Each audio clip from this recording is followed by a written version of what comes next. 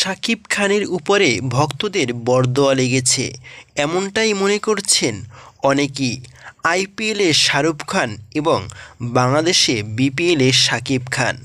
শাহরুখ খান হতে এসেছিল শাকিব খান। আসলে এটা কখনোই হওয়া সম্ভব না, যদি না সাব্বির রহমানকে মাঠে নামানো হয়। অনেক সাব্বির ভক্তরাই মনে করেন যে এবার ঢাকা ক্যাপিটালসকে সাপোর্ট করেছে তারা শুধুমাত্র শাকিব খানের জন্য নয়, সাব্বির রহমানের জন্য। শাকিব খানের যত ভক্ত আছে তার চেয়েও সাব্বির রহমানের ভক্ত অনেক বেশি আছে, কিন্তু বারবার ঢাকা ক্যাপিটালসের খেলা দেখতে এসে তারা মুখ ফিরিয়ে যাচ্ছেন। সাব্বির রহমানকে দলে না নেওয়ায় হতাশায় অনেক তরুণ তরুণী গ্যালারিতেই আত্মহারা এবং আত্মহুতি দিচ্ছেন। খেলা শেষে বলছেন, সাব্বির রহমানকে যদি না নেওয়া হয় আগামী ম্যাচ থেকে, তাহলে আমরা ঢাকা ক্যাপিটালসের খেলাকে বয়কট করলাম। ভক্তদের এমন কথা শুনে হতবাক ক্রিকেট বিশ্ব। কারো জন্য দলকে বহিষ্কার করতে পারে, এটাও কি ভাবা যায়? সাব্বির রহমান কত বড় মাপের মানুষ এবং কত বড় মাপের খেলোয়াড়। সাব্বির রহমান চেয়েছিল বিপিএলে ভালো একটা সুযোগ নিয়ে এবং ভালো পারফর্ম করে তিনি বাংলাদেশের জাতীয় দলে আবার আবির্ভূত হবেন এবং অভিষিক্ত হবেন, কিন্তু শাকিব খান কিছুতেই বুঝলেন না সাব্বির রহমানের মর্ম। আর তাই তো দর্শকদের রোষানলেই মাঠ ছাড়লেন শাকিব খান।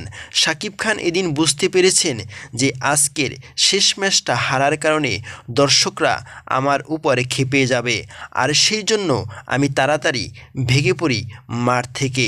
আর সেদিন ঢাকা ক্যাপিটালস হারার পরে খুলনার সাথে দর্শকরা এক উত্তেজনাপূর্ণ মুহূর্ততে অভিভূত হয়, আর দর্শকদের এই রোষানলে পরেই শাকিব খান গ্যালারি থেকে মাঠ ত্যাগ করেন। আর এর কারণেই সাব্বির রহমানকে আগামী ম্যাচে সিলেট পর্বে যদি নামানো হয়, তাহলে দর্শকরা বিপিএলকে বয়কট করার ঘোষণা দিয়েছেন এবং শাকিব খানকেও বয়কট করার ঘোষণা দিয়েছেন ঢাকা ক্যাপিটালসকেও। যেই দলে সাব্বির রহমান আছে এবং মাঠে নেই, সেই দলের খেলা আমরা দেখতে চাই না।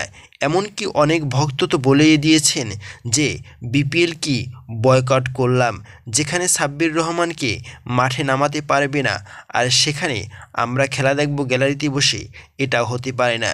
একজন তারকা ক্রিকেটারকে রেখে কিভাবে দল সাজায় ঢাকা ক্যাপিটালস, সেটাও আমরা দেখে নেব। আর একটি ম্যাচও জয়লাভ করতে পারবে না আর ঢাকা। যদি সাব্বির রহমানকে দলে না নেওয়া হয়, তাহলে তারা কোনো দিন আর ম্যাচ জিততে পারবে না, কারণ একজন ভালো প্লেয়ারকে তারা মাঠে বসিয়ে রাখে এবং চেয়ারে বসিয়ে রাখে। সাইড বেঞ্চে কি সব কিছু